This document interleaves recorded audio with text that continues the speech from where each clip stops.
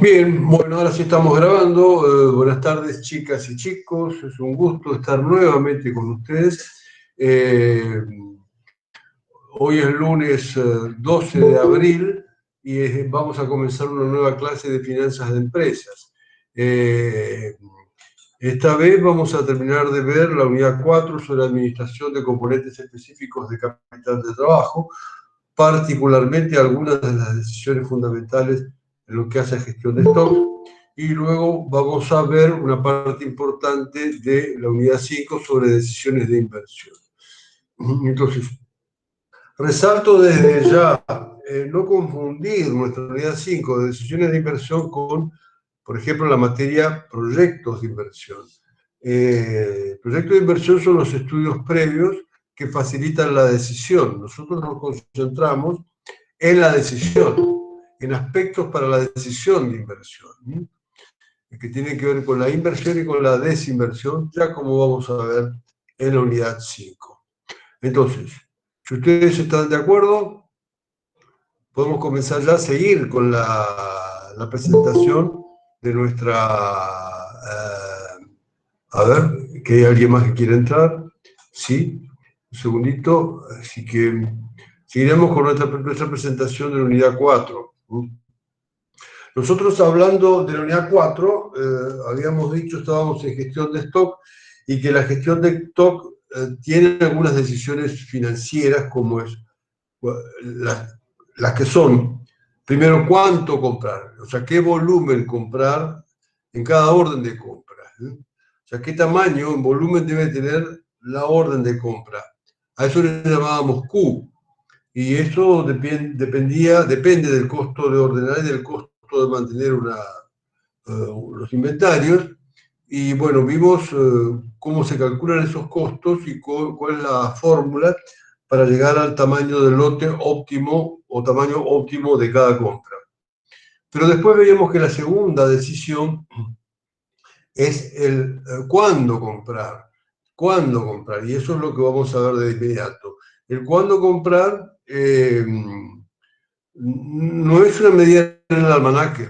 El cuándo comprar es una medida de volumen. Es una medida de volumen y es lo que vamos a pasar a ver de inmediato. O sea, el cuándo comprar está dado por lo que se llama punto de pedido. Entonces, cuándo comprar, eso surge del llamado punto de pedido, que es lo que vemos en esta fórmula, aquí abajo.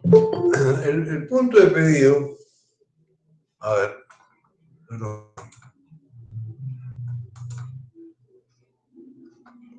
A ver, un segundito. Para admitir. Bien.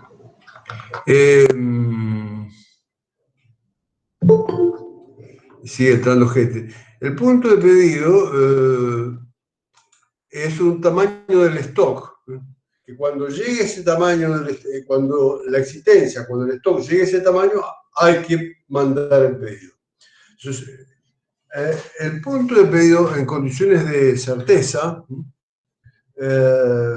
cuando, digamos, no hay riesgos de que se dispare la demanda, o cuando no hay riesgos de demora del proveedor, en condiciones de certeza, que eso prácticamente nunca ocurre, pero como cuestión didáctica, el punto de pedido en condiciones de certeza es B por D. B por D. Entonces, punto de pedido en condiciones de certeza es B minúscula de vaca, B por D. Cosa que, como ustedes pueden ver en las fórmulas, es la primera parte de la fórmula, ¿no? Es decir, aquí tenemos B por D, siendo B la venta diaria, la venta diaria, y D los días de demora del proveedor. O sea, si yo tengo un corralón y me preocupa el stock de bolsas de cemento de 50 kilos, si yo sé que por día yo vendo 100 bolsas, vendo por día 100 bolsas, B es igual a 100 bolsas, y que el proveedor me demora 5 días desde que hago el pedido hasta que llega la mercadería, Entonces mi punto de pedido tendrá que ser 100 bolsas por 5 días, o sea, lo cual me da 500 bolsas. Esto significa que cuando mi stock llega a 500 bolsas, en ese caso tengo que automáticamente hacer el pedido porque recién a los 5 días me llegaría. Y con el stock actual de 500, bueno, absorbería la demanda de esos 5 días. O sea, en condiciones de certeza, el punto de pedido es B por D, siendo B la venta diaria y D los días de demora del proveedor. Pero bueno, como en realidad en el mundo de los negocios las condiciones de certeza prácticamente no existen, son muy raras, ¿no? Entonces,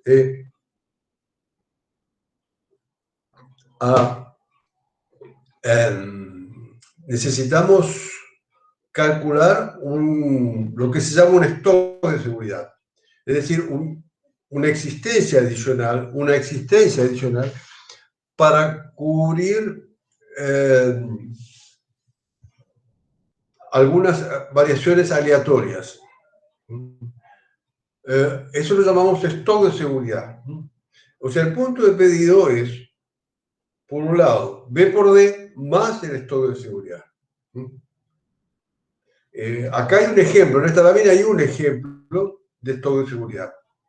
En un par de láminas más adelante vamos a ver otro ejemplo del stock de seguridad, porque, a ver, quiero ser claro. Hasta aquí hemos contestado la pregunta de cuánto comprar, cuándo comprar. Es decir, esto es igual al punto de pedido y en condiciones de certeza es B por D. Ese punto de pedido en condiciones de riesgo tiene que ser B por D más el stock de seguridad. El stock de seguridad cubre las posibles oscilaciones, las posibles variaciones aleatorias en dos fenómenos que cubren el stock de seguridad. Atrasos imprevistos del proveedor,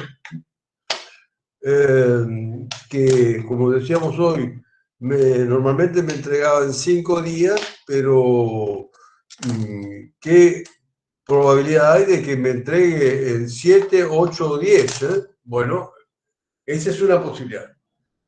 Y lo tengo que cubrir con un stock de seguridad. Atraso del proveedor, por ejemplo, por piquetes en las rutas, por otro tipo de accidentes, por ejemplo. Y la otra causa de aleatoriedad es el aumento inesperado de la demanda. Aumento inesperado de la demanda. Quiero aclararles hasta acá, entonces, quiero aclararles que hay dos razones de aleatoriedad, dos tipos de aleatoriedad, que pueden darse simultáneamente. Dos tipos de aleatoriedad que se calculan por dos modelos diferentes. Entonces, la aleatoriedad proveniente de la demora del proveedor se calcula por la distribución de Poisson. La distribución de Poisson, acá dice Poisson, es la distribución, digamos, Poisson porque es un apellido francés y se pronuncia así, Poisson. La distribución de Poisson que se aplica, ya vamos a ver por qué, la distribución de Poisson se aplica a las demoras del proveedor. Esencialmente se aplica a las demoras del proveedor. A ver, no está prohibido que se pueda aplicar en algunos casos también a picos en la demanda, pero no es lo típico, no es la razón por la cual se hizo esta teoría, este modelo, ¿no? Entonces, cuando hay aleatoriedad porque la demora del proveedor, típicamente se aplica la distribución de Poisson, que ya vamos a ver cómo funciona. Y cuando hay aleatoriedad en la demanda, porque se puede disparar la demanda hacia arriba, aumentar la demanda, claro que si baja la demanda no tengo necesidad de stock de seguridad. O sea, acá lo que nos preocupa es si aumenta imprevista la demanda, En ese caso tengo que aplicar otro modelo que mide la probabilidad de ocurrencia de cada nivel de demanda.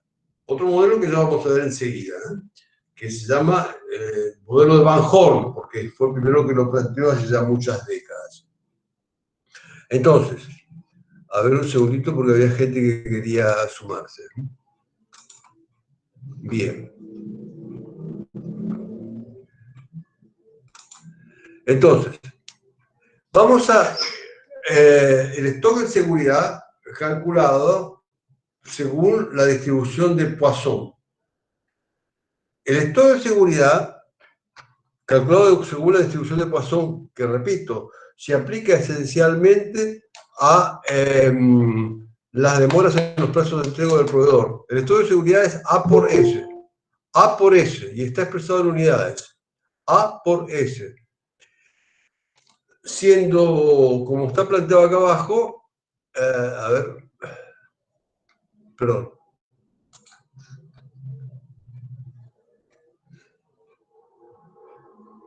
Acá dice, stock de seguridad por riesgo e incertidumbre sobre plazos de entrega del proveedor. Entonces, concretamente, A, ¿qué es? Eso hace, llamamos al coeficiente de seguridad con el que queremos trabajar.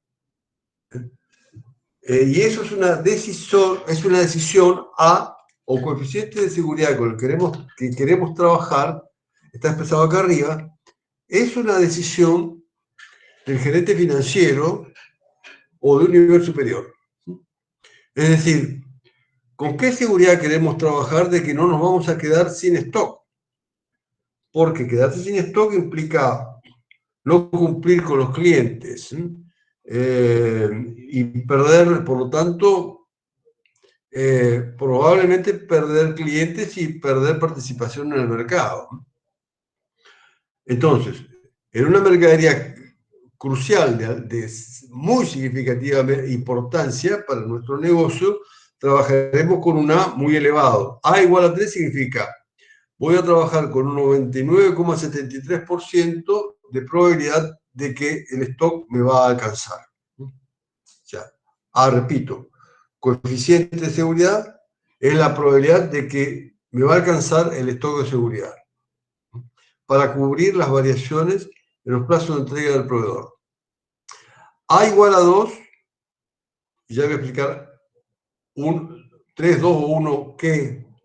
A igual a 2 implica la seguridad, el porcentaje de probabilidad de que no nos vamos a quedar sin stock por esas variaciones en los plazos del proveedor. Entonces, A es el coeficiente de seguridad y esa es la desviación estándar. Esa es la desviación estándar. ¿Desviación estándar de qué? De los plazos de entrega del proveedor. Esa es desviación estándar de los plazos de entrega del proveedor. A ver, expliquemos un poquito, por favor. Esta es la desviación, esta es la curva de la distribución de Poisson. Esta es la curva de la distribución de Poisson. Como ustedes pueden ver, es muy parecida a la de Gauss, a la campana de Gauss. ¿Cuál es la diferencia? La campana de Gauss, que se aplica a la gran mayoría de los fenómenos naturales, es parecida, pero es más ancha.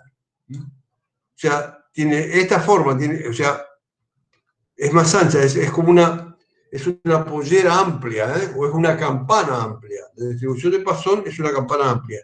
En cambio, la distribución perdón, quiero ser claro, perdón. La distribución de Gauss es una campana amplia. La distribución de Gauss es una campana amplia. La distribución de Poisson es yo suelo decir, es una flaca estirada. O sea, se parece a Gauss, pero es más flaca, más delgada. ¿Qué quiere decir que sea más flaca? Poisson es más flaca. ¿Por qué? Quiere decir que tiene menos dispersión.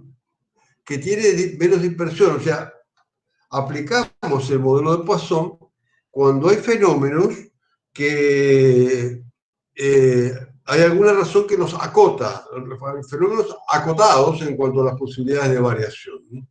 Que tienen rangos más o menos definidos en cuanto a máximos y mínimos, ¿no? O sea, no es total aleatoriedad en cuanto a qué niveles pueden alcanzar, sino que hay ciertas restricciones que a veces históricas por costumbres, o en este caso de los proveedores que tratan de cumplir si no se quedan fuera del mercado, eso hace que se aplique la distribución de Poisson. O sea, en los plazos de entrega del proveedor se aplica la distribución de Poisson y no la de Gauss. ¿Por qué? Porque la dispersión es menor. Si buscamos una explicación racional es que el proveedor trata de cumplir. Esto de que se aplique Poisson y no Gauss no es una afirmación mía, de César de la Mea o de los docentes de finanzas de la Argentina, sino que esto surge de investigaciones a nivel mundial durante serie de tiempos muy largas, de más de 50 años. Entonces, si vos te encontrás con que tu riesgo es que el proveedor se atrase, pues se aplica Poisson. ¿Se va entendiendo? O sea, si tu riesgo es que el proveedor se atrase, se aplica Poisson. Entonces, esto es una ventaja muy importante, ¿eh? Ojo, es una ventaja muy, muy importante. ¿Por qué? Primero, vos para aplicar Poisson significa tener riesgo, pero tenés una base de datos importante. Tenés que tener una base de datos de miles de observaciones en cuanto a los plazos de entrega de los proveedores de un producto determinado. Tenés que tener una base de datos con miles de observaciones. Y en segundo lugar, por esas observaciones y por tu propia experiencia, tenés que saber cuál es el plazo medio de entrega. Si vos sabes entonces que los proveedores de cemento en bolsa de 50 kilos tienen un plazo promedio de entrega de 5 días, y eso surge de tu experiencia y de la base estadística de datos, pues entonces el plazo medio de entrega es 5 días. ¿Y cómo se calcula la distribución de frecuencia? Perdón, ¿cómo se calcula la desviación estándar? ¿Cómo se calcula la desviación estándar? En Poisson. Pregunta de examen, ¿cómo se calcula la distribución estándar en Poisson? A ver, nosotros vamos a la fórmula ya, pero la respuesta no es la fórmula. La desviación estándar en Poisson surge automáticamente si vas a Google, te vas a encontrar, buscas tablas Poisson y te dice, te expresa la desviación estándar como porcentaje de la media. No sé si me explico. Vas a tabla Poisson y dice, desviación estándar es equivalente al 0,15% de la media. Entonces, si vos tenés que tu plazo medio de entrega son 5 días y un desvío estándar es el 15%, pero vos querés mayor seguridad, querés trabajar con 2 desvíos estándar, porque querés tener un 95% de probabilidad de que no te vas a quedar sin stock. Si querés trabajar con un A igual a 2, esto es coeficiente de seguridad del 95%, si A igual a 2, entonces, y el desvío estándar es 15% de la media, significa que tu stock de seguridad va a tener que ser equivalente al 30% de la media. O sea, en este caso, significa, si la media son 5 días, significa que necesitas un stock de seguridad que te provea equivalente a un día y medio. No sé si me explico. Volvamos. Distribución de frecuencia de Poisson. Se usa para ver el riesgo de demora en los plazos de entrega del proveedor. ¿Por qué? Porque grandes investigaciones determinaron que hay que usar Poisson y no Gauss. Para lo cual tenemos que ver las tablas de Poisson que surgen de Google. Son gratuitas y surgen de Google. Lo que tenés que conocer es dos cosas. La base de datos con miles de observaciones sobre plazos de entrega del proveedor y de allí poder calcular la media. Entonces, si tenés la media, que es el plazo de entrega promedio de los proveedores de ese bien, si tenés el plazo de entrega promedio de los proveedores de ese rubro, simplemente con la tabla de Poisson determinás cuál es exactamente el desvío estándar y calculás tu stock de seguridad, primero en días y después multiplicados por la demanda diaria te va a dar exactamente el nivel de stock de seguridad. No sé si me explico. O sea, en realidad este es un cálculo muy simple. Vos tenés que, si tu preocupación es la demora del proveedor, bueno, tenés que calcular el stock de seguridad por Poisson siempre y cuando tengas una base de datos suficiente.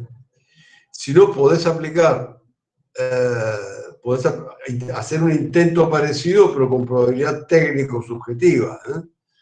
Es decir, estimación en función de expertos. ¿Estimación de qué? Particularmente del plazo medio de entrega. Porque si es Poisson y vos tenés el plazo medio, después directamente el stock de seguridad surge automáticamente por los valores de A. No sé si me explico. En Poisson tenés que tener plazo medio.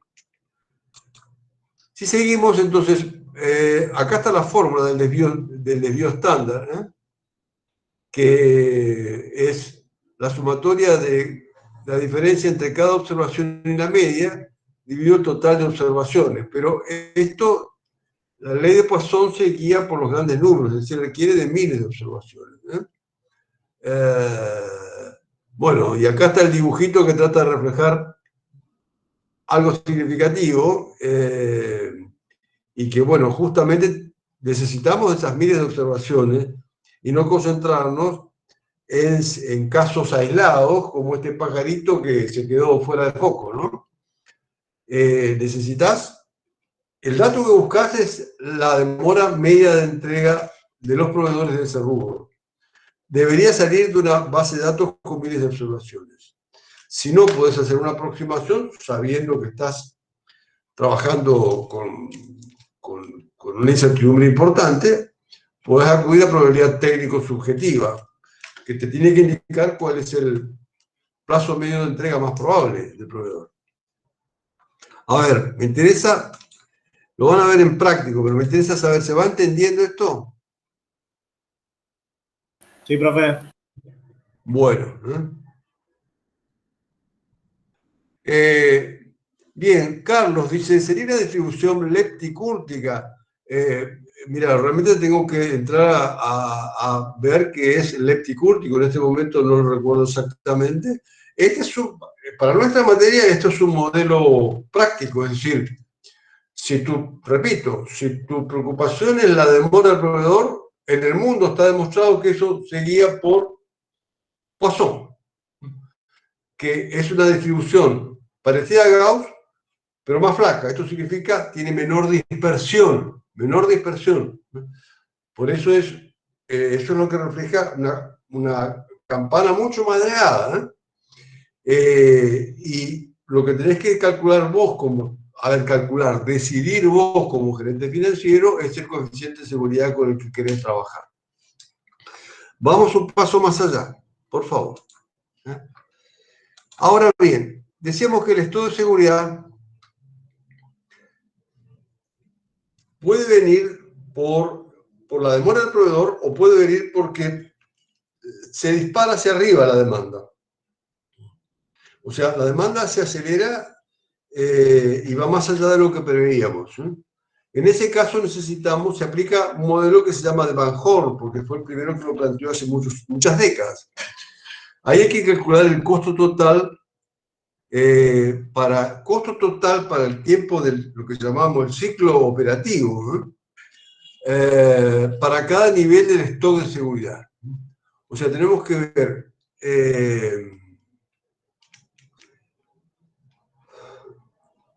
tenemos que analizar los niveles de stock de seguridad posibles. Es decir, según el tamaño del negocio, ¿qué stocks de seguridad son razonables? Desde, por ejemplo, 100 a 10.000. y hacer una tabla de 100, 200, 300 hasta 10.000, lo que consideramos en principio razonable. Y hay que calcular el costo total del stock de seguridad en cada nivel. Y ese costo se va a componer de dos elementos. Por un lado, el costo de mantener ese stock de seguridad, que es siempre un costo de oportunidad, por la inmovilización de fondos. Y el segundo elemento es el ser, pero el ser con C, un ser confundido con C, que es el costo esperado de rotura.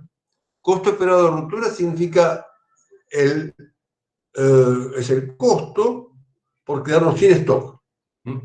Es el costo por quedarnos sin stock, o sea, el costo porque se rompe la relación con el cliente, costo porque se quiebra la relación con el cliente. Es decir, es el costo probable del faltante ser. O sea, repito, cuando el riesgo viene de que se dispare la demanda hacia arriba, tenés que calcular el costo total de cada nivel de stock de seguridad, siendo ese costo total dado por el costo de mantener de cada nivel y el costo de rotura de cada nivel. Entonces lo que hay que hacer es elaborar esta tablita que vamos a ver que es como en este pequeño caso, ¿no es cierto? En este pequeño ejemplito.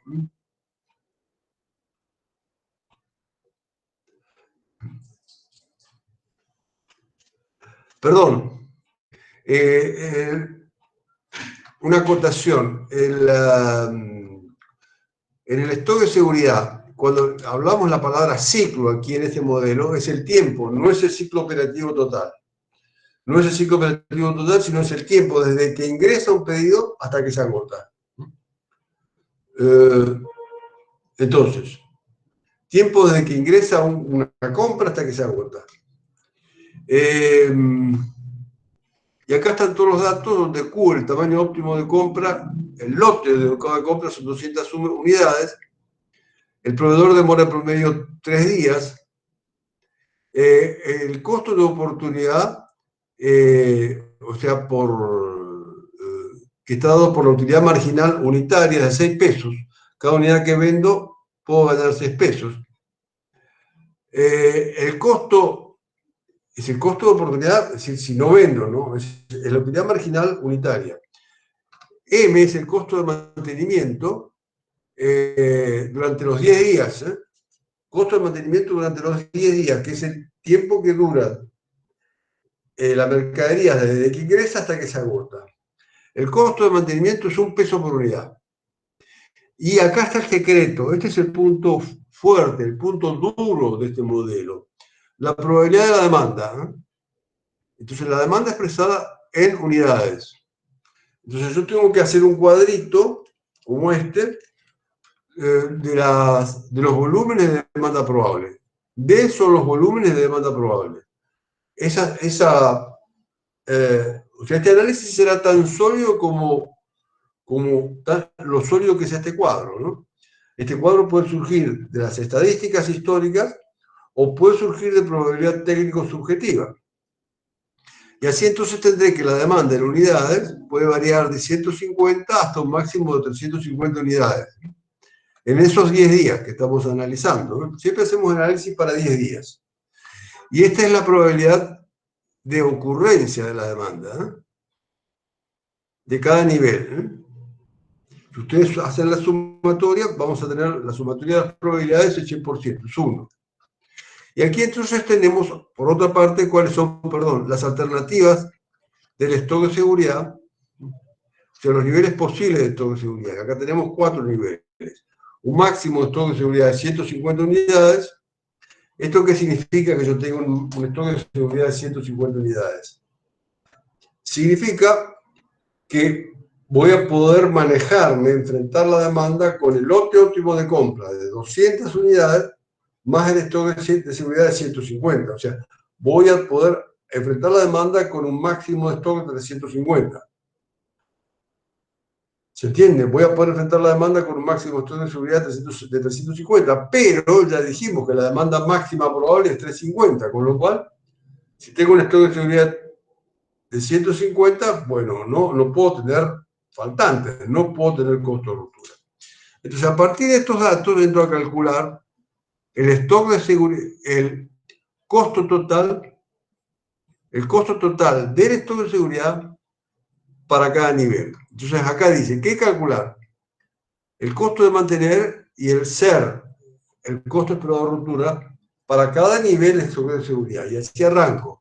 Desde un máximo de stock de seguridad de 150, que no tiene costo de rotura. Acá están corridas las columnas. Estos 150 es el costo de mantener, porque me costaba $1 durante 10 días cada unidad. Entonces, costo de mantener 150, costo de rotura 0, porque no puedo tener faltantes con tamaño de seguridad. O sea, costo total 150.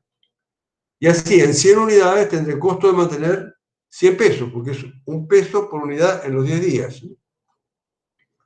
Entonces, y el costo de mantener, el costo esperado de rotura sería de 12 pesos, que surge de, me puede faltar, si la demanda llega a ser de 350 unidades, repito, si la demanda llega a ser 350 unidades, ¿cuántas unidades voy a tener yo? Las 200 del lote óptimo de compra, más 100 de stock de seguridad. Se voy a tener 300 unidades. La demanda me pide 350, yo voy a tener 300. Por lo tanto, tengo que... el faltante 50 lo tengo que multiplicar por la utilidad marginal unitaria, 50 por 6, por la probabilidad de ocurrencia de esa demanda máxima de 350, que es la que me va a dar ese faltante, y esto me da 12 pesos. Entonces, con un stock de seguridad de 100, yo tendría un costo total de 112. Y así vamos bajando. Si yo tuviera un stock de seguridad más chiquito, 50 unidades nomás, tengo que el costo de mantener es 50, es $1 por unidad en esos 10 días. Y el costo de rotura, bueno, tendré que ver según qué nivel de demanda se pueda dar. O sea, si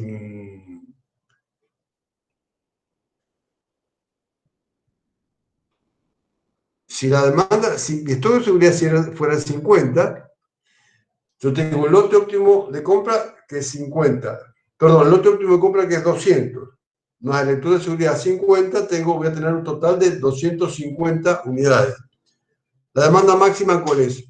350. O sea, tengo 250. La demanda máxima posible es 350. Posible faltante 100.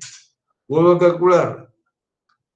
Frente a un pico de la demanda de 350, mi costo de rotura sería los 100 faltantes por la utilidad marginal de 6 pesos por la probabilidad de ocurrencia de esa demanda máxima, que es 4%. Me da un costo de rotura de 24 pesos a ese nivel de demanda máxima, pero también voy a tener faltantes si la demanda fuera de 300. Porque recuerdo, voy a contar solamente con 250 unidades. Entonces, si la demanda es 300, me van a faltar 50. Y esto me da, como la probabilidad de que se dé esa demanda de 300 es mayor del 8%, me da un costo de rotura de 24. El costo de rotura total es 48 y el costo total es 98. Y así sucesivamente, si trabajo sin stock de seguridad, voy a tener 0 de costo de mantenimiento, no tengo nada que mantener en stock de seguridad, pero voy a tener un alto costo de rotura de 36, con lo cual,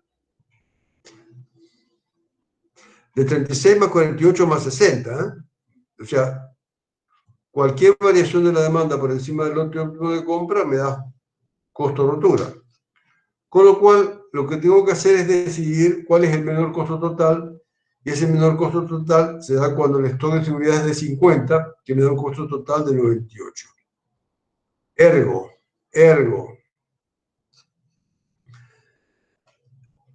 Sí, a mí me preocupa que la demanda se pueda disparar, tengo que aplicar el modelo de Van Horn. ¿Y este modelo de Van Horn qué requiere? Que elabore la tabla de la demanda. La tabla de la demanda los volúmenes posibles de la demanda y la probabilidad de ocurrencia de cada nivel de la demanda. Ese es el punto fundamental. ¿Se va entendiendo hasta acá? La pregunta es, bueno, pero si yo me preocupan las dos causas de aleatoriedad, las dos son graves. Y bueno, tengo que calcular un doble stock de seguridad. El stock de seguridad, si se atrasan los proveedores, y el stock de seguridad si se acelera la demanda. ¿Me explico? Acá son dos situaciones diferentes. ¿Me explico hasta acá? Bien. Es raro que se den las dos, pero pueden darse. Otro aspecto aquí es cuál es la relación entre las tres decisiones. Y esa relación se ve en este gráfico. Y de nuevo aparece nuestro hombrecito, patas para arriba, haciendo equilibrio en una viga a 50 metros de altura. Que de eso se trata la gestión de stock, un manejo, una gestión de equilibrio. Entonces, ¿qué tengo en las abscisas? Eje horizontal, los días, el tiempo. ¿Y qué tengo en las ordenadas? Volúmenes. Volúmenes. Volúmenes de nuestras compras y volúmenes de nuestras ventas. A ver, en el momento cero, entonces, me va a ingresar todo este volumen, desde cero hasta este punto, donde finaliza Q. ¿Qué es Q? ¿Qué es Q? Este segmento que está señalado aquí con el corchete. ¿Qué es Q? Q es el lote óptimo de compra. ¿Qué me llega al momento cero? Me llega el lote óptimo de compra Q más el stock de seguridad. O sea, cuando yo arranco la actividad, tengo que arrancar con el lote óptimo de compra y el stock de seguridad. ¿Qué ocurre? ¿Cómo se comporta el stock como consecuencia de las ventas, de la demanda? Y el stock va bajando, va bajando, va bajando, va bajando, hasta que llega un punto que se llama, acá dice P sub P. Ese punto es el punto de pedido. El punto de pedido que está dado por B, es decir, B por D. Punto de pedido es un volumen de stock. Volumen de stock en el que tenés que hacer el pedido, que es B por D más el stock de seguridad. O sea, demanda diaria por los días de demora del proveedor más el stock de seguridad, como está graficado acá, punto de pedido. Cuando llega el stock a ese punto de pedido, tenés que rehacer el pedido. ¿Para qué? Para que te llegue exactamente en el momento en que te quedaste sin mercadería. A ver, te quedaste no sin mercadería, para que llegue justo en el momento en que la demanda va a empezar a consumir el stock de seguridad. Entonces, ¿qué ocurriría? ¿Qué ocurriría si la demanda se excediera? Pues si la demanda se excediera, la pendiente de la curva sería más acentuada. Tendrías una curva de esta forma, tendrías una curva de mayor pendiente y por lo tanto simplemente la demanda consumiría parte de ese stock de seguridad. Pero el punto de pedido debe funcionar exactamente igual como lo hemos planteado. Y al revés, si se extendiera el plazo del proveedor, significaría que la curva la pendiente de la curva, la pendiente de esta recta de demanda, sigue igual, pero como el proveedor no me entrega, bueno, me sigue consumiendo una parte del stock de seguridad hasta que me llega el volumen comprado. O sea, ¿cuánto debo comprar?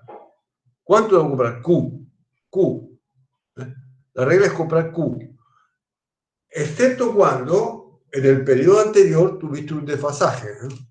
un desfasaje que tuviese que cubrir con el lector de seguridad. O sea, si yo en el periodo anterior tuve un desfasaje porque se aceleró la demanda o porque se atrasó el proveedor, entonces en el próximo periodo tengo que comprar Q más la merma que tuve de stock de seguridad.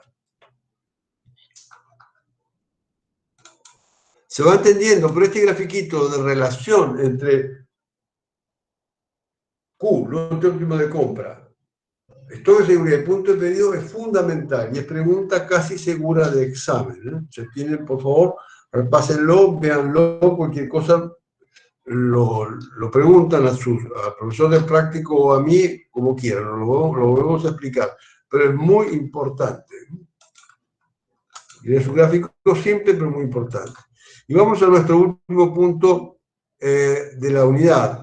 Administración de deudas comerciales, es decir, así como nosotros tenemos un financiamiento activo, o sea, es financiamiento activo porque figura en nuestro activo, que son las cuentas por cobrar, tenemos un financiamiento pasivo, porque figura en nuestro pasivo, en nuestras deudas, que son las deudas comerciales, típicamente por proveedores. Como muchas veces están muy vinculadas ambas gestiones, de nuestro financiamiento activo y del financiamiento pasivo, por eso está incluido aquí el punto, porque en realidad este tema del financiamiento comercial lo vemos más adelante, hay una bolilla específica para esto, ¿eh? Lo único que queremos acotar aquí es que nosotros tenemos que conocer en cualquier circunstancia, y aunque nuestro financiamiento activo esté muy atado al financiamiento que recibimos de proveedores, igual vos tenés que conocer cuál es el costo de ese financiamiento del proveedor. ¿Cuál es la tasa efectiva real y anual? ¿Cuál es la tasa efectiva anual del financiamiento de los proveedores? Y ahí te aparece que, digamos, dos situaciones. Cuando tenés un financiamiento, operaciones simples,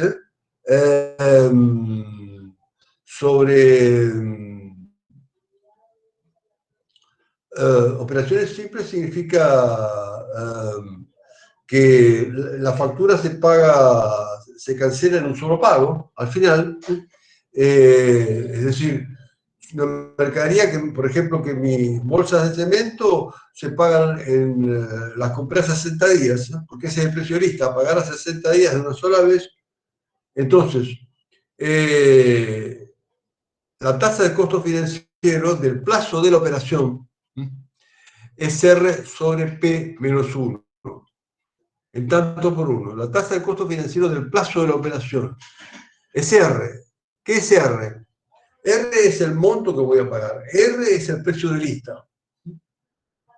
R es el total que debo pagar al proveedor para cancelar la compra. Típicamente es el precio de lista. Si hubiera otro cargo por cualquier motivo vinculado a esta operación,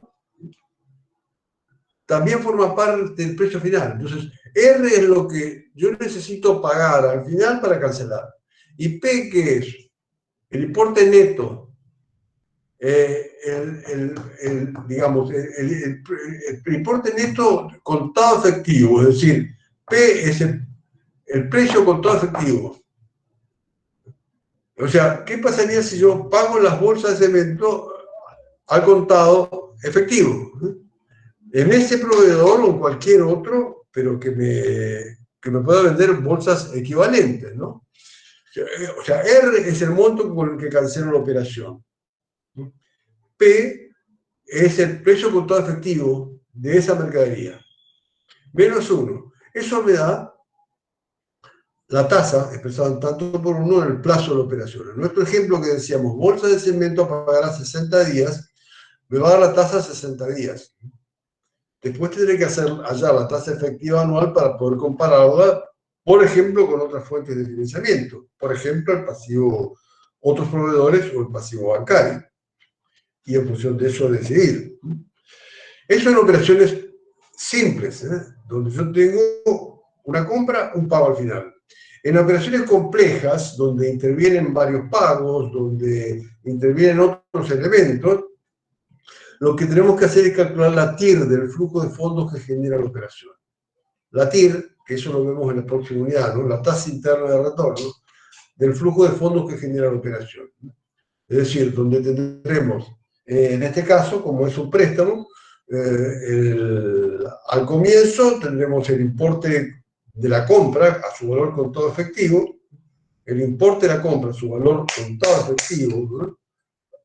Valuando la compra al precio contado rabioso, y luego los flujos de pago, ¿no? Los flujos de pago que tenemos que ir realizando para cancelar la operación. ¿Estamos?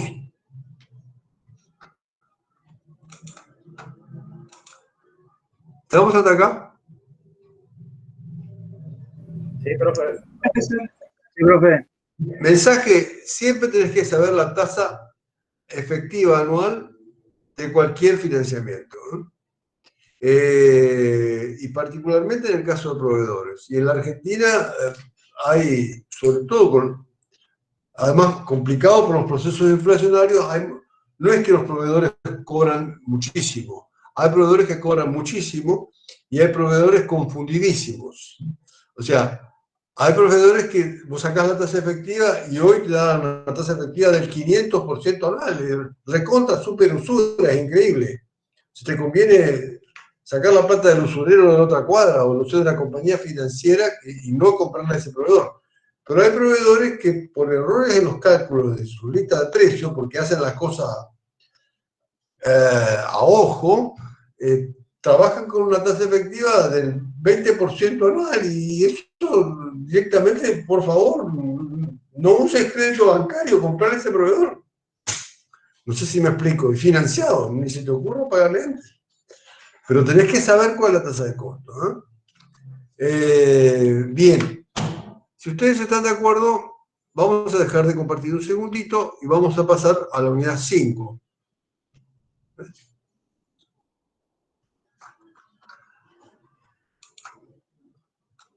¿Preguntas hasta acá? ¿Se va entendiendo? Profe, cuando se hace el flujo de fondos que usted dijo, para cuando se calcula la TIR, ¿no? Operaciones complejas, sería sería el flujo de fondos, sería de todos los pagos que uno hace del préstamo, por ejemplo, e incluye también todos los costos, gastos, por decir, sería como los seguros, todo eso.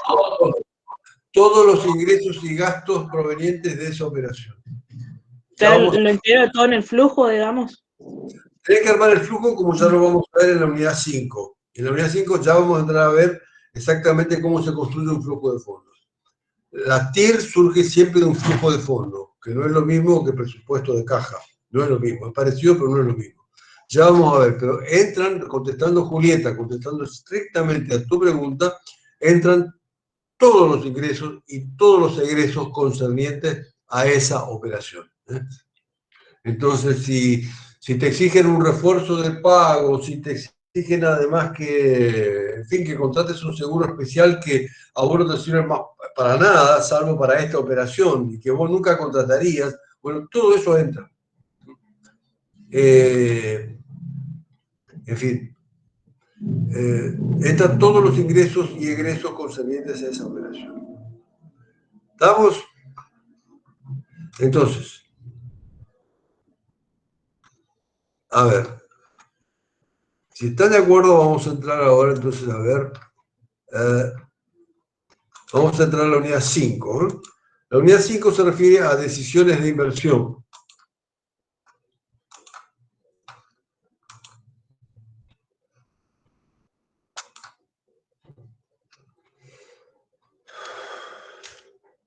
Decisiones de inversión, ¿no? O sea, a ver, ojo, no confundir con proyectos.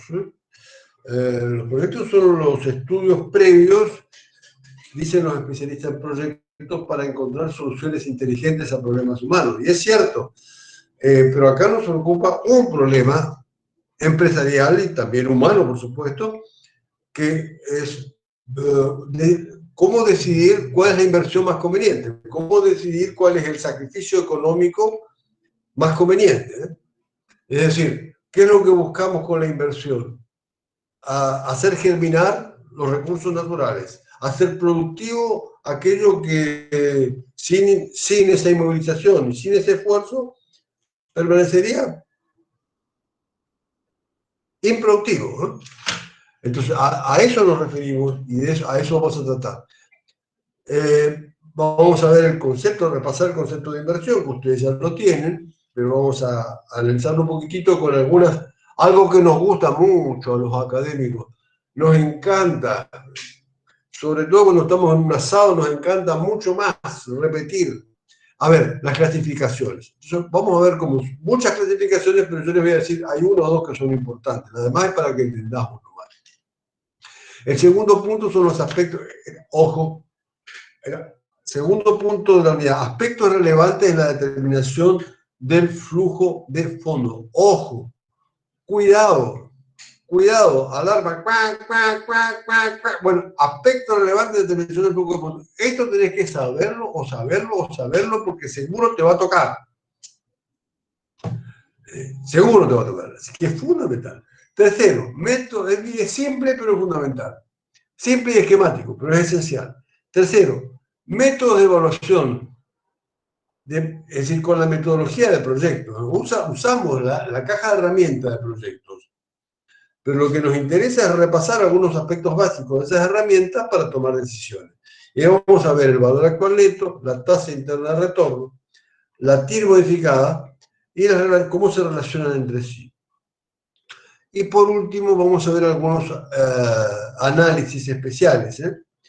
Cuando hay, sobre todo cuando hay proyectos mutuamente excluyentes, pero tenemos mutuamente excluyentes, proyecto A o proyecto B, no podemos ejecutar los dos, A o B, pero resulta que con un método me da conveniente el A y con otro método me da conveniente el B. Bueno, ¿qué pasa? ¿Por qué? ¿Cómo resolverlo? Es lo que vamos a analizar.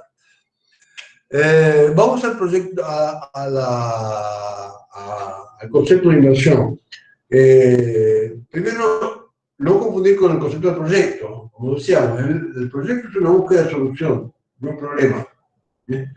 En cambio, la inversión es un requisito necesario para intentar resolver un problema.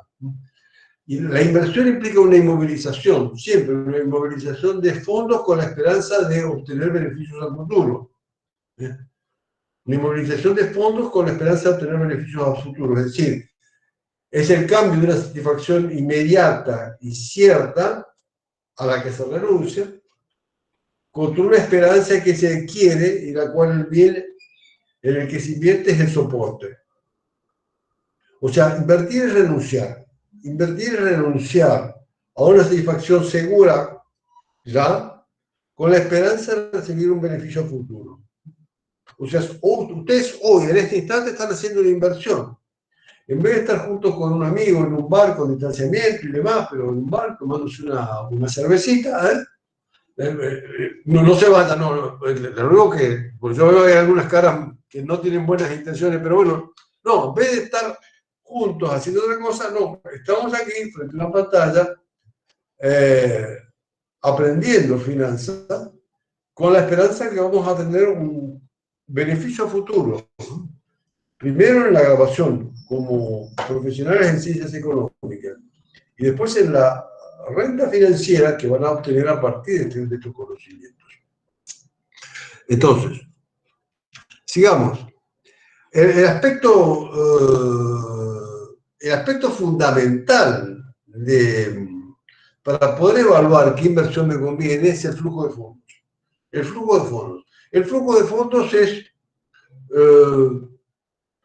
son los ingresos y egresos que genera una inversión.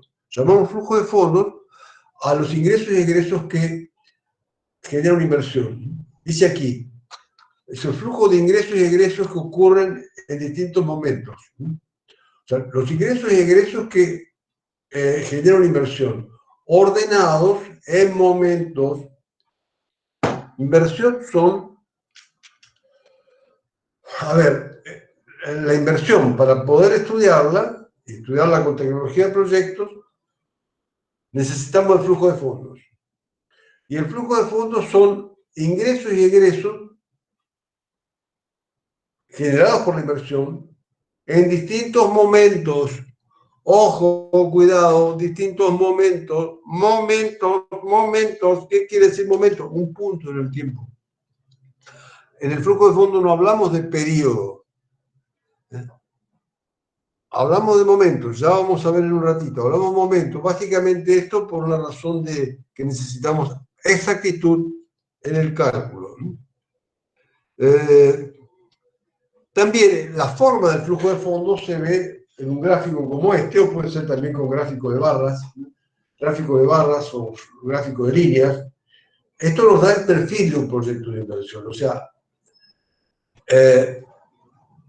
así como un perfil humano, o sea, las características, te lo da la forma del flujo de fondos, que ya vamos a ver de inmediato, en minutos, que puede haber distintos flujos. Había algunos que, inclusive, algunos que, digamos, que tardan varios periodos en empezar con los flujos positivos, otros que tienen flujos positivos constantes, otros que tienen flujos positivos como ondas variables,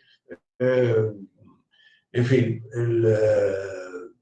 hay distintos tipos de flujos, hay inclusive flujos que tienen en distintos momentos flujos negativos, ¿eh? Es como una viborita que a veces baja por debajo de cero, o sea, hay diferentes momentos con flujos negativos, ¿eh? Que eso se llaman no tradicionales. Bueno, o sea, lo que quiero decir es que en definitiva, estudiar las inversiones requiere el flujo de fondos, que es expresar los ingresos y egresos en distintos momentos. Y ahí vamos a las clasificaciones. Hay muchas clasificaciones, vamos a ver algunas según el objetivo o la finalidad de una inversión, o la justificación económica, o sea, que sirve de fundamento, de basamento a que necesitemos hacer esa inversión, o cómo se relacionan en sí los proyectos de inversión que estamos estudiando, o el sector de actividad, o, como veíamos recién, el perfil de los flujos de fondos.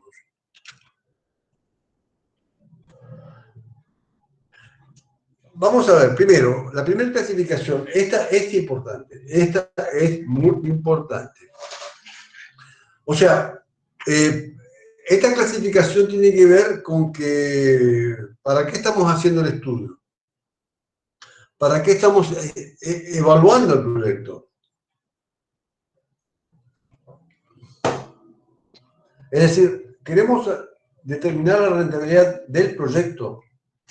Y cuando hablamos de la rentabilidad del proyecto, significa la rentabilidad de las inversiones, independientemente de cómo se financie. Rentabilidad del proyecto significa rentabilidad de las inversiones, independientemente de cómo se financien. O en otros términos, queremos evaluar la rentabilidad operativa de esas inversiones. No nos interesa qué pasa con el financiamiento. O sea, primer objetivo podemos querer ver la rentabilidad operativa de distintas inversiones, ¿eh? Y eso se llama rentabilidad del proyecto. Pero podemos tener en vista otra necesidad, que es la rentabilidad, que nos interesa sobre todo la rentabilidad del capital propio o rentabilidad de los recursos propios. Es decir, por la realización de esa inversión. ¿Cuál es la rentabilidad para el socio, para el inversionista de riesgo, para el dueño? O sea, si me interesa la rentabilidad para el dueño, tengo que estudiar este segundo objetivo, rentabilidad de los recursos propios. O también puedo hacer la evaluación con un tercer objetivo, porque soy un banco y me piden que apoye un proyecto, entonces tengo que analizar sí o sí, inclusive por disposiciones del Banco Central, tengo que analizar la capacidad de repago, o sea, qué capacidad, qué condiciones tiene ese flujo de fondos para devolver el préstamo. Entonces, clasificación de los objetivos es qué rentabilidad me interesa determinar. La de la inversión total, la del capital propio, recursos propios, o la capacidad de repago a los acreedores.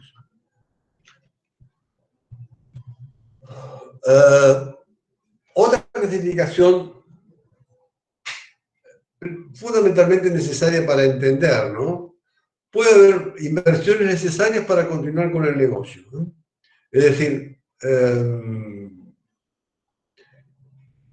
Es decir, si queremos, son inversiones de mantenimiento, ¿no?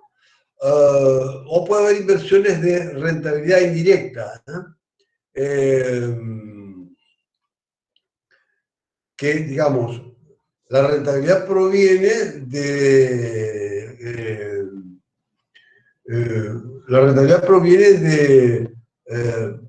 evitar un daño futuro, de evitar un riesgo o de potenciar una oportunidad del actual negocio.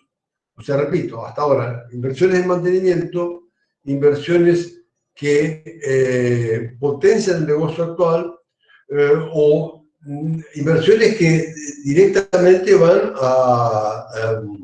más allá de potenciar un aspecto del negocio actual, sino que directamente generan un salto en los beneficios, ya sea porque reducen costos, porque aumentan la producción y grandemente la participación en el mercado, porque generan otro mercado, porque hay mejoras sustanciales en los productos, o porque directamente hay nuevos productos que por ahí desarrollan otros mercados. O sea, acá hay como tres grandes capítulos de tipos de proyectos, ¿no? Vamos a analizar un poquitito. Los necesarios para... Esto es para ubicarnos conceptualmente. Profe, sí. Yo no sé si usted está compartiendo pantalla en la Filmina, pero... Ah, ahí está, ahí cambió. Porque aparecía todavía en la Filmina 1. Ah, todavía la 1, epa, no estaba cambiando. Ahí está bien, ahí está en la 8. ¿No vieron nada más que la 1? A mí solo me aparecía la Filmina 1, ese que dice... Sí, a mí también la que dice esa, que tiene la plantita. Sí, profe, estaba en la 1 nomás.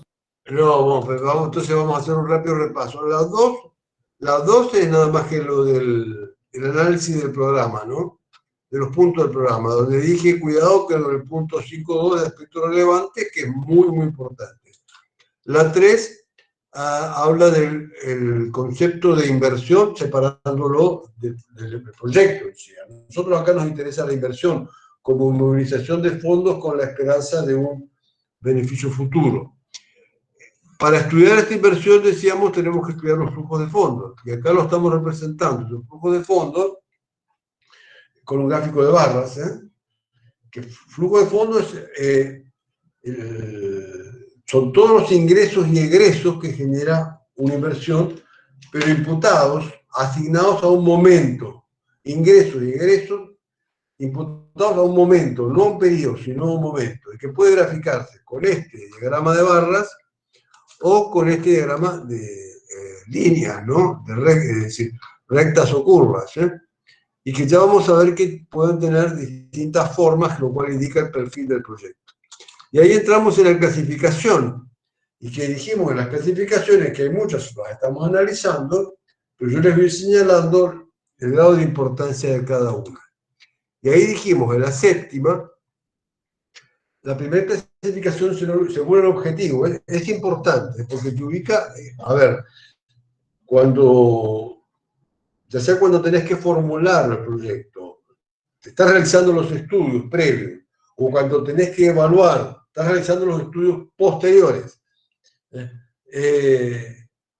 ¿Qué buscas con esos estudios?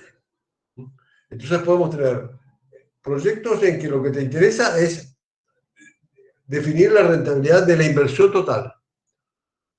Rentabilidad de inversión total también significa la rentabilidad operativa de esas inversiones. O también la rentabilidad operativa de esos activos nuevos, objeto del proyecto. O la rentabilidad operativa independientemente de la financiación. Otro caso sería cuando te interesa la determinación de la rentabilidad del capital propio, es decir, la rentabilidad del accionista o del propietario, del inversor de riesgo. Es otro objetivo de análisis.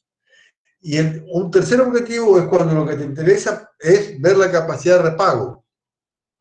¿Qué condiciones tiene esa inversión para devolverte el posible préstamo? La capacidad de repago interesa cuando sos un banco o una entidad financiera que que tenés que evaluarlo por tu conveniencia y por disposiciones del Banco Central.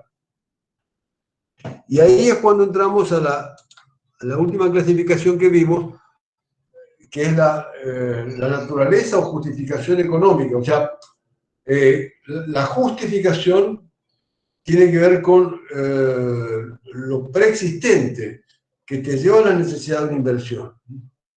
O sea, ¿cuál es la justificación de realizar esta inversión? Puede ser para continuar el negocio. Si no realizo esta inversión, el negocio se cae. Podríamos llamarle inversiones de mantenimiento, ¿no? O también la segunda categoría de rentabilidad indirecta, ¿no? Rentabilidad indirecta significa, me van a generar esa rentabilidad porque evito un riesgo o porque estoy potenciando una oportunidad. Y también hay una tercera categoría que yo diría inversiones que permiten dar un salto cualitativo a la empresa. Un salto cualitativo porque entramos en un nuevo negocio, ¿no? o nos permite una fuerte disminución de costos o un aumento significativo en la producción o los ingresos, porque también tenemos una mejora sustancial en los productos o en los procesos, o directamente estamos generando nuevos productos, por ejemplo, nuevos productos tecnológicos. O sea, de aumentar beneficios implica corremos la frontera de la empresa actual. Entonces, esto es para entender mejor qué tipo de, qué justifica, qué nos lleva a la necesidad de hacer una inversión. Para continuar el negocio son, decíamos, típicamente de mantenimiento, como inversiones necesarias por el desgaste u obsolescencia de edificios o maquinaria, o inversiones de higiene y seguridad. Las de rentabilidad indirecta son inversiones que son complementarias, pero ineludibles, que en algún momento nosotros podemos empezar. Por ejemplo, una unidad de negocios o empezar una fábrica, pero sabemos que en algún momento tenemos que construir el camino de acceso, por ejemplo. Entonces, construir el camino de acceso me va a permitir un mejor manejo de los costos, un manejo más fluido del aprovisionamiento o de la distribución al mercado, o determinadas inversiones de investigación y desarrollo, ¿no? O sea, los que van a potenciar lo que yo ya tenía invertido, ¿no?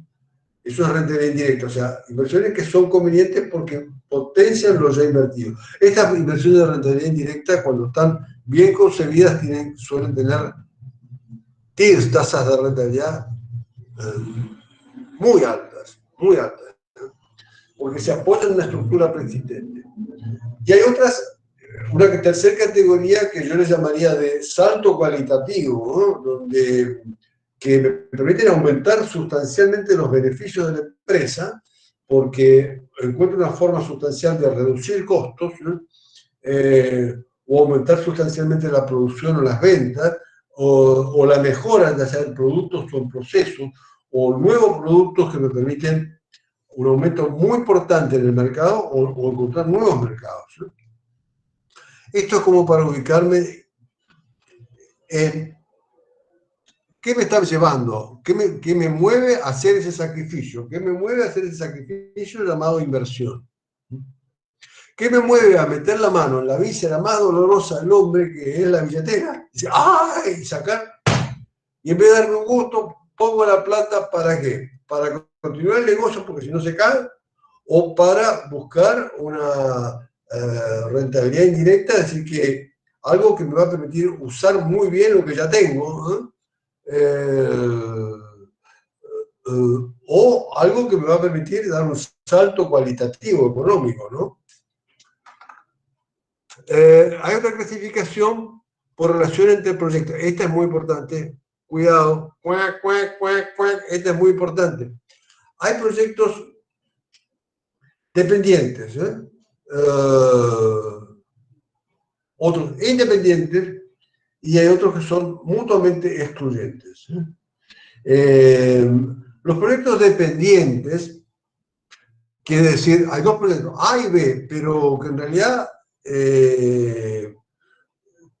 digamos,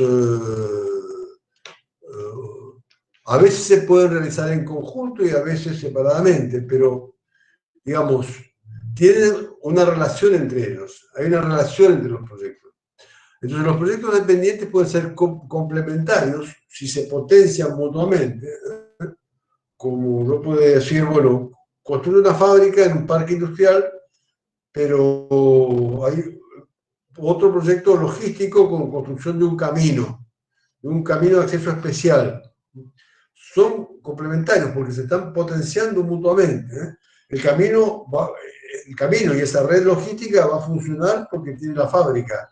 Y la fábrica va a funcionar mejor porque tiene el camino y esa red logística. Proyectos complementarios, los que se potencian mutuamente. Hay una dependencia, no son totalmente autónomos. Pero también dependiente se da cuando uno reemplaza al otro, ¿eh? Es decir, si entro en una nueva tecnología de producción, tengo que alterar la anterior. O sea, hay una vinculación, ¿eh? Una tecnología A que me permitió una trayectoria inicial, pero tengo que ver si me conviene sustituirla por la B, que me implica automáticamente discontinuar la anterior. O sea, esto es para la relación entre proyectos. Puede haber proyectos que están vinculados, es fundamental ver esa vinculación, ¿eh? O sea, muy frecuentemente se confunde, o sea, se confunde que situaciones donde estamos frente a un solo proyecto en etapas a proyectos que son dependientes, ¿eh?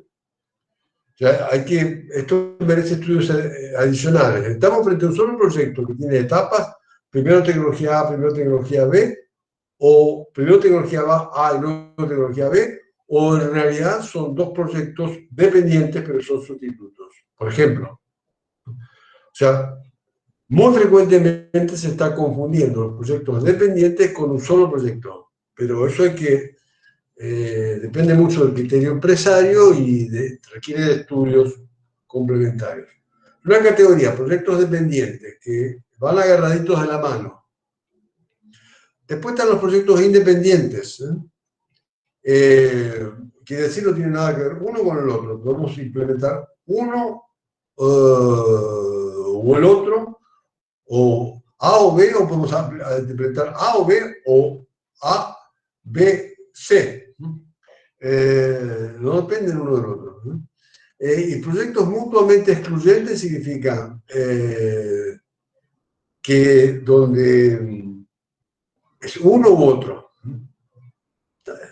Los independientes no tienen nada que ver con uno con el otro. Los excluyentes, uno u otro.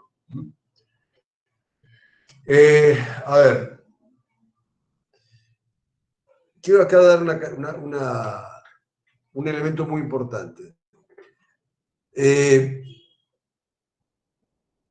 Los dependientes o los independientes pueden ser desarrollados simultáneamente. Y acá hay otra clasificación vinculada que es muy importante. Proyectos desarrollables simultáneamente. Es decir, que son los proyectos que pueden, por ejemplo, una flota de camiones. Cada camión es un proyecto, pero yo puedo comprar un camión o dos camiones o 5 camiones o 10 camiones, y cada camión es un proyecto, ¿eh? Entonces, estos son proyectos desarrollables simultáneamente, cada camión. Después tendré que ver hasta cuándo me conviene invertir. Esos proyectos desarrollables simultáneamente pueden ser dependientes entre sí o independientes, ¿eh? ¿Me explico? O sea, si son desarrollables simultáneamente o son excluyentes. Esa es una clasificación. Y dentro de los desarrollables simultáneamente puede haber una dependencia o pueden ser independientes entre sí. ¿Se entiende? Excluyente A o B. desarrollable simultáneamente puede ser A y B y C y D. Pero ¿hasta dónde conviene expandirme? Y eso tiene también que ver con esta relación de dependencia o independencia. Si seguimos viendo, podemos ver otra clasificación. ¿Están viendo la clasificación por sector? Sí, profesor. Bueno, esto tiene que ver, en realidad es una cuestión de casi de curiosidad estadística. Si la inversión corresponde al sector primario, es decir, agricultura, ganadería, pesca, minería, o secundario, que son los servicios, o terciario, que es la industria.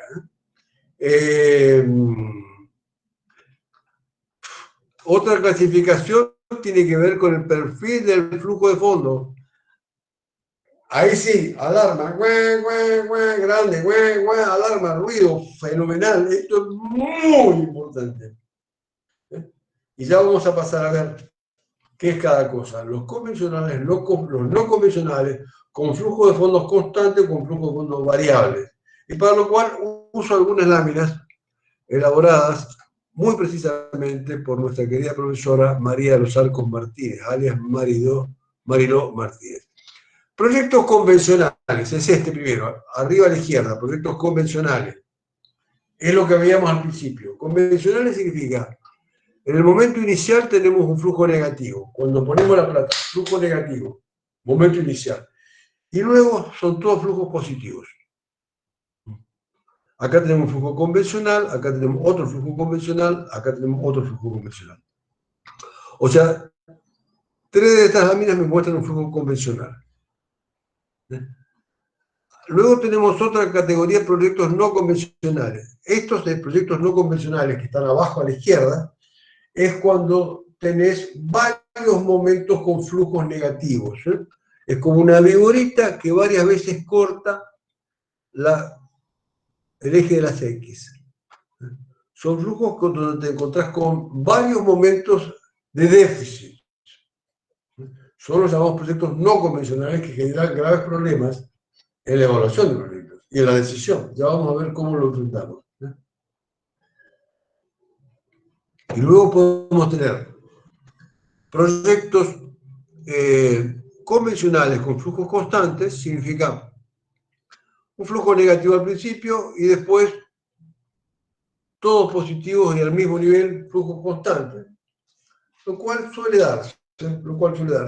O proyectos convencionales con flujos variables, que pueden ser crecientes, o pueden ser decrecientes, o pueden ser oscilantes, pero siempre positivos.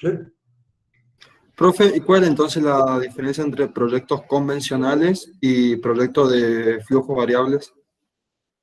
Porque veo que los dos siempre tienen un flujo positivo. Muy buena pregunta. En realidad que hay dos categorías, convencionales y no convencionales. Los convencionales, excelente tu pregunta.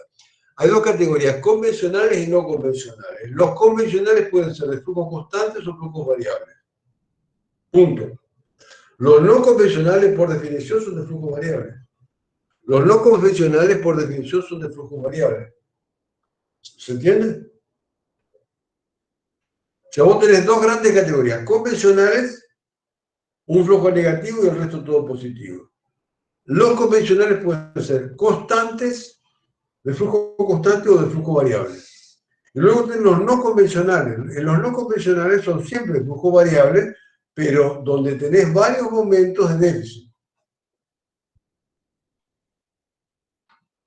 ¿Estamos? O sea, los convencionales los constantes y los variables, una subclasificación de los convencionales. Absolutamente, así es.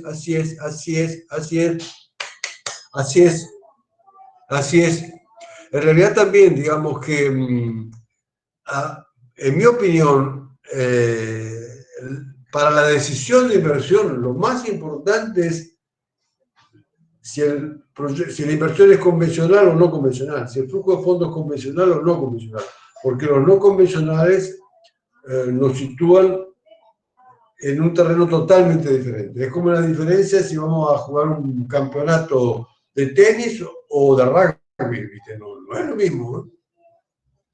Entonces nos sitúa en terreno totalmente diferente con otras reglas. Bien.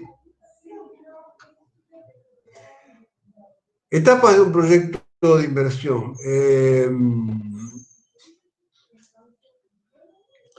Las típicas de cualquier problema de administración. Primero, una etapa de planeamiento, que quiere decir identificar los objetivos.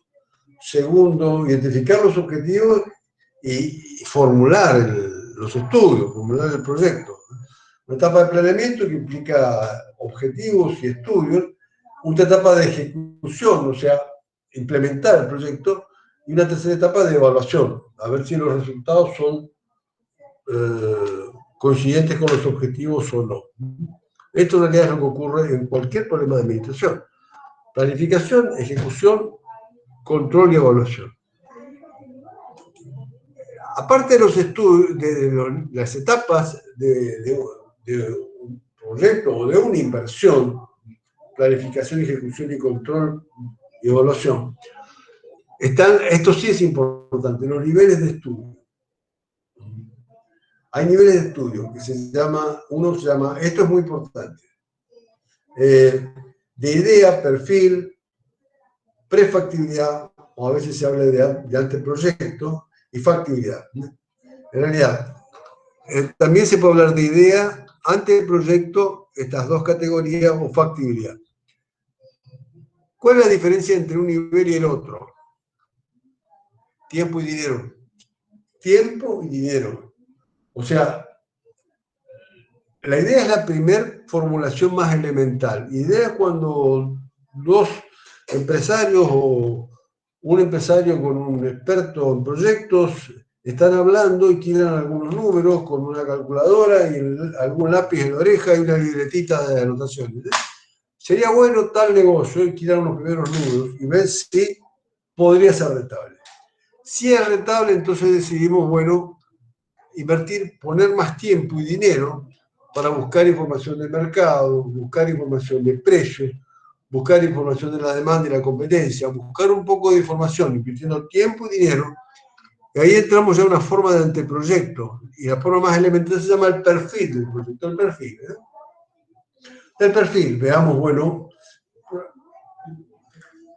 afinamos la punta al lápiz, afinamos la punta al lápiz porque hace falta un estudio de inversión necesaria, un estudio a la gruesa de costos, en función de lo que ya tienen otras empresas que están en el mercado, ventas posibles. Es una idea básica. La idea la complementamos con un estudio genérico.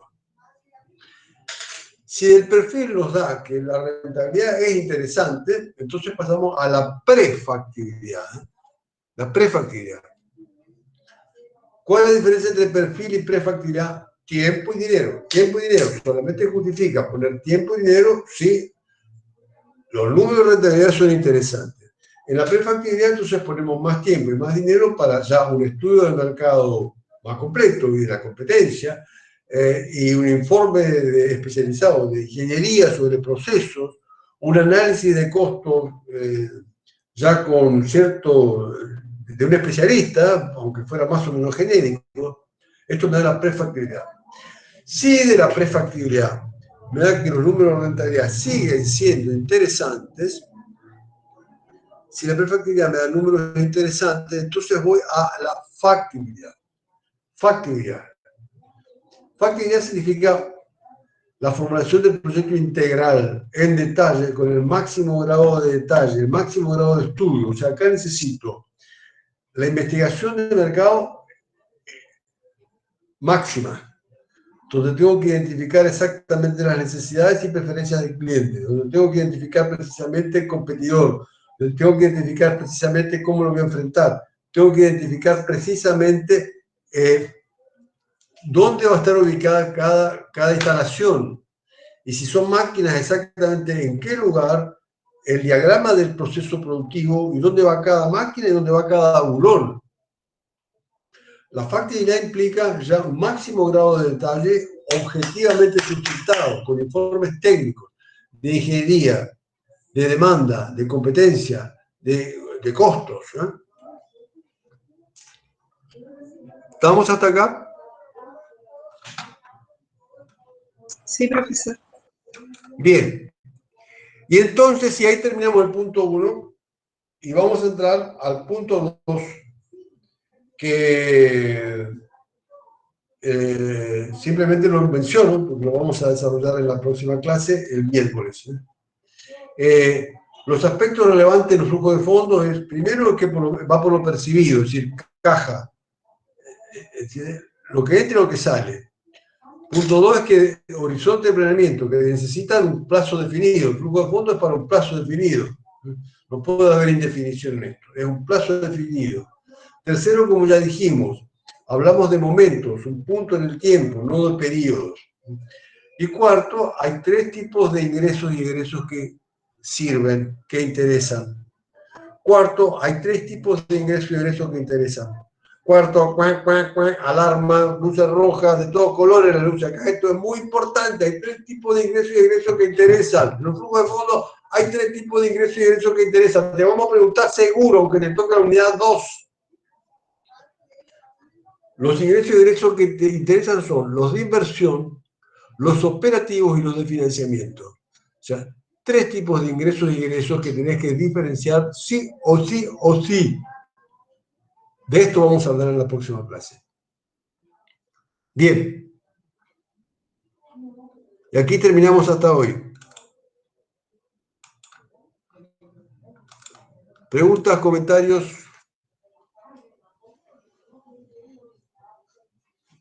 Profe, ¿podría explicar así una vez más cuál es la diferencia entre